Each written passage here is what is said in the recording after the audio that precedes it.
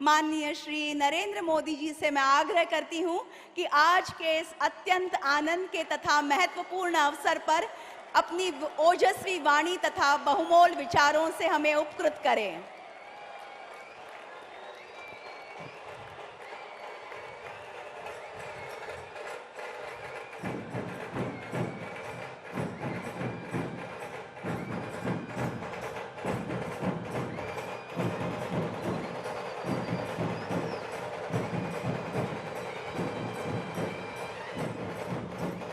भारत माता की, भारत माता की।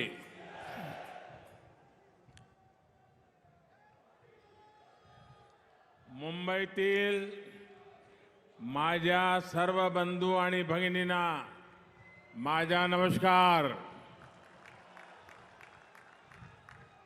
महाराष्ट्र के राज्यपाल श्रीमान भगत सिंह कोश्यारी जी,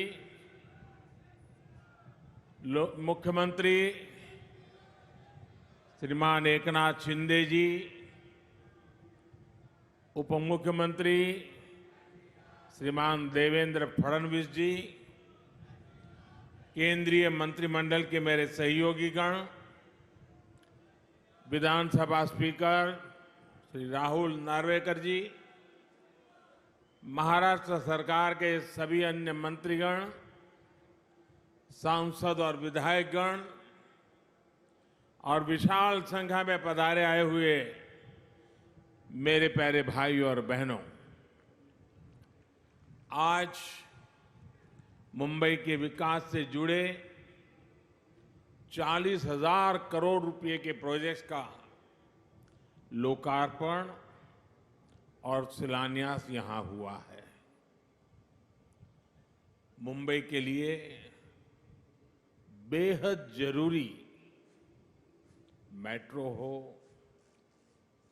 छत्रपति शिवाजी टर्मिनस के आधुनिकीकरण का काम हो, सड़कों में सुधार का बहुत बड़ा प्रोजेक्ट हो और बाला साहब ठाकरे जी के नाम से आपला दवाखाने की शुरुआत हो, ये मुंबई शहर को बेहतर बनाने में बड़ी भूमिका निभाने वाले हैं।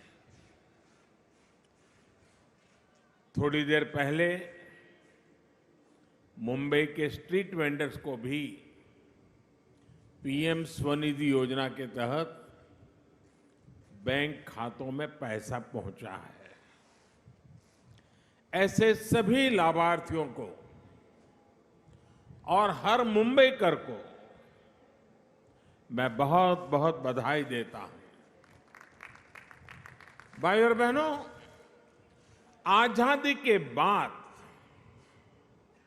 पहली बार आज भारत बड़े सपने देखने और उन सपनों को पूरा करने का साहस कर रहा है। वरना हमारे यहां तो पिछली सदी का एक लंबा कालखंड सिर्फ और सिर्फ गरीबी की चर्चा करना, दुनिया से मदद मांगना, जैसे तैसे गुजारा करने में ही बीत गया। ये भी आजाद भारत के इतिहास में पहली बार हो रहा है जब दुनिया को भी भारत के बड़े बड़े संकल्पों पर भरोसा है। इसलिए आजादी के अमृत काल में विकसित भारत के निर्माण की जितनी उत्सुकता भारतीयों को है, उतना ही आशावाद दुनिया में भी दिख रहा है। और अभी शिंदे जी दावोस का अपना अनुभव वर्णन कर रहे थे। ये सब जगह पे यही अनुभव आ रहा है। भारत को लेकर दुनिया में इतनी पॉजिटिविटी इसलिए है क्योंकि आज सबको लगता है कि भारत अपने सामर्थ्य का बहुत ही उत्तम तरीके से सदुपयोग कर रहा है। आज हर किसी को लग रहा है कि भारत वो कर रहा है जो तेज विकास के लिए, समृद्धि के लिए बहुत आवश्यक है। आज भारत अभूतपूर्व आत्मविश्वास से भरा हुआ है। छत्रपति शिवाजी महाराज की प्रेरणा से स्वराज और सुराज की भावना आज के हिंदुस्तान में डबल इंजन सरकार में प्रबल रूप से प्रकट होती है। भाई और बहनों, हमने वो समय देखा है जब गरीब के कल्याण के पैसे घोटालों की भेंट चढ़ जाते थे। टैक्स पेयर से मिले टैक्स को लेकर संवेदनशीलता का नामो निशान नहीं था। इसका नुकसान करोड़ों करोड़ों देशवासियों को उठाना पड़ा। बीते 8 वर्षों में हमने इस अप्रोच को बदला है। आज भारत फ्यूचरिस्टिक सोच और मॉडर्न अप्रोच के साथ अपने फिजिकल और सोशल इंफ्रास्ट्रक्चर पर खर्च कर रहा है। आज देश में एक तरफ घर, टॉयलेट, बिजली, पानी, कुकिंग गैस, मुफ्त इलाज, medical college, AIIMS, IIT, IIM जैसी सुविधाओं का तेज गति से निर्माण हो रहा है। वहीं दूसरी तरफ आधुनिक कनेक्टिविटी पर भी उतना ही जोर है।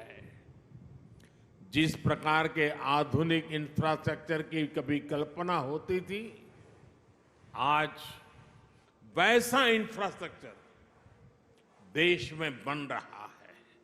यानी देश में आज की जरूरत और भविष्य में समृद्धि की संभावनाओं दोनों पर एक साथ काम चल रहा है। दुनिया की बड़ी बड़ी अर्थव्यवस्थाएं आज बेहाल है, लेकिन ऐसे मुश्किल समय में भी भारत 80 करोड़ से अधिक देशवासियों को मुफ्त राशन देकर के कभी भी उनके घर का चूल्हा बुझने नहीं देता है। ऐसे माहौल में भी भारत इंफ्रास्ट्रक्चर के निर्माण पर अभूतपूर्व निवेश कर रहा है। ये आज के भारत की प्रतिबद्धता को दिखाता है। विकसित भारत के हमारे संकल्प का प्रतिबिंब है। भाइयों और बहनों, विकसित भारत के निर्माण में हमारे शहरों की भूमिका सबसे अहम है। इसमें भी अगर हम महाराष्ट्र की बात करें तो आने वाले 25 वर्षों में राज्य के अनेक शहर भारत की ग्रोथ को गति देने वाले हैं। इसलिए मुंबई को भविष्य के लिए भी तैयार करना ये डबल इंजन सरकार की प्राथमिकता है। हमारी ये प्रतिबद्धता मुंबई में मेट्रो नेटवर्क के विस्तार में भी दिखती है। 2014 तक मुंबई में सिर्फ 10-11 किलोमीटर तक मेट्रो चलती थी। जैसे ही आपने डबल इंजन सरकार बनाई, वैसे ही इसका तेजी से विस्तार हुआ है। कुछ समय के लिए काम धीमा जरूर हुआ, लेकिन शिंदे जी और देवेंद्र जी की जोड़ी के आते ही अब फिर तेजी से काम होने लगा है। मुंबई में 300 किलोमीटर के नेटवर्क की तरफ हम तेज गति से आगे बढ़ रहे हैं। साथियों, आज देश भर में रेलवे को आधुनिक बनाने के लिए मिशन मोड पर काम चल रहा है। मुंबई लोकल और महाराष्ट्र की रेल कनेक्टिविटी को भी इससे फायदा हो रहा है। डबल इंजन सरकार सामान्य मानवी को भी वही आधुनिक सुविधा, वही साफ सफाई, उसी तेज रफ्तार का अनुभव देना चाहती है जो कभी साधन संपन्न लोगों को ही मिलती थी। इसलिए आज रेलवे स्टेशनों को भी एयरपोर्ट की तरह ही विकसित किया जा रहा है। अब देश के सबसे पुराने रेलवे स्टेशनों में से एक छत्रपति शिवाजी महाराज टर्मिनस का भी कायाकल्प होने जा रहा है। हमारी ये धरोहर अब 21वीं सदी के भारत की शान के रूप में भी विकसित होने जा रहा है। यहां लोकल और लंबी दूरी की ट्रेनों के लिए अलग अलग सुविधाएं बनेगी। लक्ष्य यही है कि सामान्य यात्रियों को बेहतर सुविधा मिले, काम के लिए आना जाना आसान हो। ये स्टेशन सिर्फ रेलवे की सुविधाओं तक सीमित नहीं रहेगा, बल्कि ये मल्टी मॉडल कनेक्टिविटी का भी हब होगा। यानी बस हो, मेट्रो हो, टैक्सी हो, ऑटो हो, यातायात के हर साधन यहां एक ही छत के नीचे कनेक्टेड होंगे। इससे यात्रियों को एक सीमलेस कनेक्टिविटी मिलेगी। यही मल्टी मॉडल कनेक्टिविटी है जिसे हम देश के हर शहर में विकसित करने जा रहे हैं। साथियों, आधुनिक होती मुंबई लोकल मेट्रो का व्यापक नेटवर्क, दूसरे शहरों से वंदे भारत और बुलेट ट्रेन से तेज आधुनिक कनेक्टिविटी आने वाले कुछ वर्षों में मुंबई का कायाकल्प होने जा रहा है। गरीब मजदूर से लेकर कर्मचारी, दुकानदार और बड़े बड़े बिजनेस संभालने वाले, सबके लिए यहां रहना सुविधाजनक होगा। यहां तक कि आसपास के जिलों से भी मुंबई आना जाना भी सुलभ होने वाला है। कोस्टल रोड हो, इंदु मिल स्मारक हो, नवी मुंबई का एयरपोर्ट हो, ट्रांस हार्बर लिंक हो, ऐसे अनेक प्रोजेक्ट्स मुंबई को नई ताकत दे रहे हैं। धारावी पुनर्विकास, पुरानी चाल का विकास, सब कुछ अब ट्रैक पर आ रहा है और मैं इसके लिए शिंदे जी और देवेंद्र जी को बधाई देता हूं। मुंबई की सड़कों को सुधारने के लिए भी आज बहुत बड़े स्तर पर जो काम शुरू हुआ है, ये भी डबल इंजन सरकार की प्रतिबद्धता को दिखाता है। भाइयों और बहनों, आज हम देश के शहरों के कंप्लीट ट्रांसफॉर्मेशन पर काम कर रहे हैं। प्रदूषण से लेकर स्वच्छता तक शहरों की हर समस्या का समाधान ढूंढा जा रहा है। इसलिए हम इलेक्ट्रिक मोबिलिटी पर इतना बल दे रहे हैं, इसके लिए इंफ्रास्ट्रक्चर तैयार कर रहे हैं। बायोफ्यूल आधारित ट्रांसपोर्ट सिस्टम हम तेजी से लाना चाहते हैं। हाइड्रोजन फ्यूल से जुड़े ट्रांसपोर्ट सिस्टम के लिए भी देश में मिशन मोड पर काम चल रहा है। यही नहीं, हमारे शहरों में कूड़े की, वेस्ट की जो समस्या है, उसे भी हम नई टेक्नोलॉजी से दूर करने के लिए एक के बाद एक कदम उठा रहे हैं। वेस्ट टू वेल्थ का बहुत बड़ा अभियान देश में चल रहा है। नदियों में गंदा पानी ना मिले, इसके लिए वाटर ट्रीटमेंट प्लांट लगाए जा रहे हैं। साथियों, शहरों के विकास के लिए देश के पास सामर्थ्य की और राजनीति की इच्छा शक्ति की किसी भी चीज की कमी नहीं है। लेकिन हमें एक बात और समझनी होगी। मुंबई जैसे शहर में प्रोजेक्ट को तब तक तेजी से नहीं उतारा जा सकता जब तक स्थानीय निकाय की प्राथमिकता भी तेज विकास की ना हो। जब राज्य में विकास के लिए समर्पित सरकार होती है, जब शहरों में सुशासन के लिए समर्पित शासन होता है, तभी ये काम तेजी से जमीन पर उतर पाते हैं। इसलिए मुंबई के विकास में स्थानीय निकाय की भूमिका बहुत बड़ी है। मुंबई के विकास के लिए बजट की कोई कमी नहीं है। बस मुंबई के हक का पैसा सही जगह पे लगना चाहिए।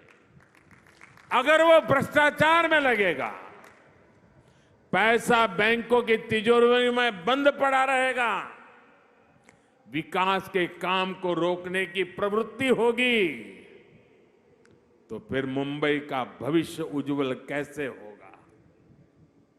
मुंबई के लोग, यहां के सामान्य जन परेशानियां झेलते रहे, ये शहर विकास के लिए तरसता रहे। ये स्थिति 21वीं सदी के भारत में कभी भी स्वीकार्य नहीं हो सकती है और शिवाजी महाराज के महाराष्ट्र में तो कभी नहीं हो सकती है। मैं मुंबई के लोगों की हर परेशानी को समझते हुए बहुत बड़ी जिम्मेवारी के साथ इस बात को रख रहा हूं। भाजपा की सरकार हो, एनडीए की सरकार हो, कभी विकास के आगे राजनीति को नहीं आने देती। विकास हमारे लिए सबसे बड़ी प्राथमिकता है। अपने राजनीतिक स्वार्थ की सिद्धि के लिए भाजपा और एनडीए की सरकारें कभी विकास के कार्यों पर ब्रेक नहीं लगाती। लेकिन हमने पहले के समय मुंबई में ऐसा होते बार बार देखा है। पीएम स्वनिधि योजना भी इसका एक उदाहरण है। हमारे शहरों में रेहड़ी वाले, पटरी वाले, ठेले वाले, ये काम करने वाले साथी जो शहर की अर्थव्यवस्था का अहम हिस्सा है, उनके लिए हमने पहली बार योजना चलाई। हमने इन छोटे व्यापारियों के लिए बैंकों से सस्ता और बिना गारंटी का ऋण निश्चित किया। देश भर में लगभग 35 लाख रेहड़ी पटरी वालों को इसका लाभ मिल चुका है। इसके तहत महाराष्ट्र में भी 5 लाख साथियों को ऋण स्वीकृत हो चुके हैं। आज भी 1 लाख से अधिक साथियों के बैंक खाते में सीधे पैसे जमा हो गए हैं। ये काम बहुत पहले होना चाहिए था, लेकिन बीच के कुछ समय में डबल इंजन की सरकार ना होने के कारण हर काम में अड़ंगे डाले गए, रुकावटें पैदा की गई, जिसका नुकसान इन सभी लाभार्थियों को उठाना पड़ा। ऐसा फिर ना हो, इसलिए जरूरी है कि दिल्ली से लेकर महाराष्ट्र और मुंबई तक सबका प्रयास लगे, बेहतर तालमेल वाली व्यवस्था बने। साथियों, हमें याद रखना है कि स्वनिधि योजना सिर्फ लोन देने की योजना भर नहीं है, बल्कि ये रेहड़ी पटरी और ठेले वाले हमारे साथियों का आर्थिक सामर्थ्य बढ़ाने का अभियान है। ये स्वनिधि स्वाभिमान की जड़ी बूटी है।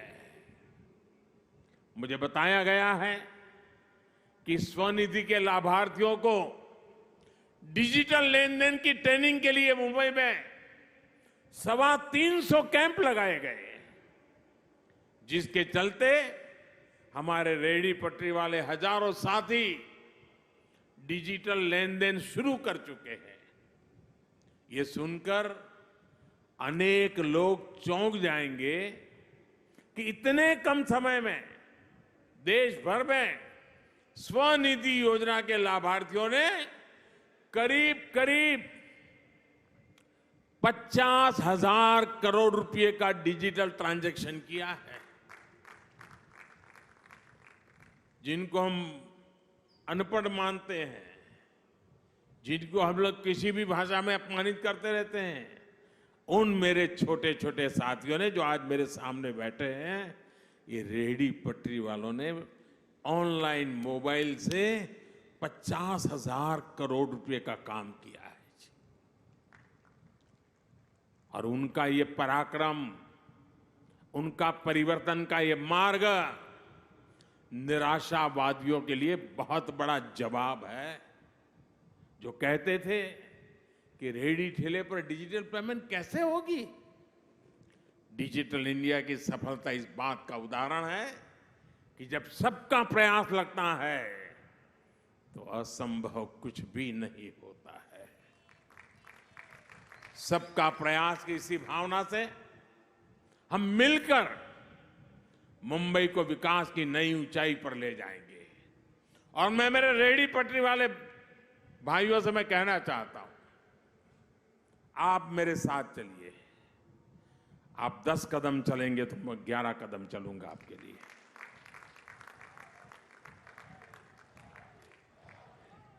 मैं ये इसलिए कह रहा हूं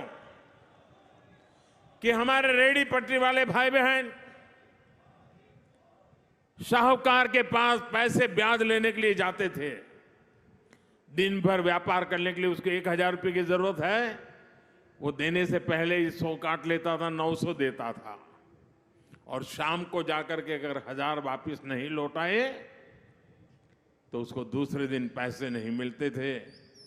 और कभी अगर अपना माल नहीं बिका, 1,000 रुपया नहीं दे पाया तो ब्याज बढ़ जाता था। रात को बच्चे भूखे सोते थे। इन सब मुसीबतों से आपको बचाने के लिए स्वनिधि योजना है। और साथियों, जितना ज्यादा आप डिजिटल उपयोग करोगे, थोक में लेने जाओगे उसको भी डिजिटल पेमेंट करो, जहां पर बेचते हो वहां भी लोगों को कहो भाई डिजिटल पेमेंट करो, तो स्थिति ये आएगी कि आपको ब्याज का एक नया पैसा नहीं लगेगा। आप कल्पना कर सकते हैं कि आपके कितने पैसे बचेंगे आपके बच्चों की शिक्षा के लिए, आपके बच्चों के भविष्य के लिए कितना बड़ा काम होने वाला है। इसलिए मैं कहता हूं साथियों, मैं आपके साथ खड़ा हूं। आप 10 कदम चले, मैं 11 चलने के लिए तैयार हूं, वादा करने आया हूं। आपके उज्जवल भविष्य के लिए मैं आज आपसे आंख में आंख मिला करके ये वादा करने मुंबई की धरती पे आया हूं साथियों। और मुझे भरोसा है कि इन छोटे छोटे लोगों के पुरुषार्थ और परिश्रम से देश नई ऊंचाइयों को पार करके रहेगा। इसी विश्वास को लेकर के जब मैं आज फिर एक बार आपके पास आया हूं, मैं सभी लाभार्थियों को, सभी मुंबईकरों को, पूरे महाराष्ट्र को, और मुंबई तो देश के धड़कन है, पूरे देशवासियों को भी मैं इस विकास कार्यों के लिए बधाई देता हूं। शिंदे जी और देवेंद्र जी की जोड़ी आपके सपनों को साकार करेगी, ये मेरा पूरा विश्वास है। बोलो भारत माता की, भारत माता की। बहुत बहुत धन्यवाद।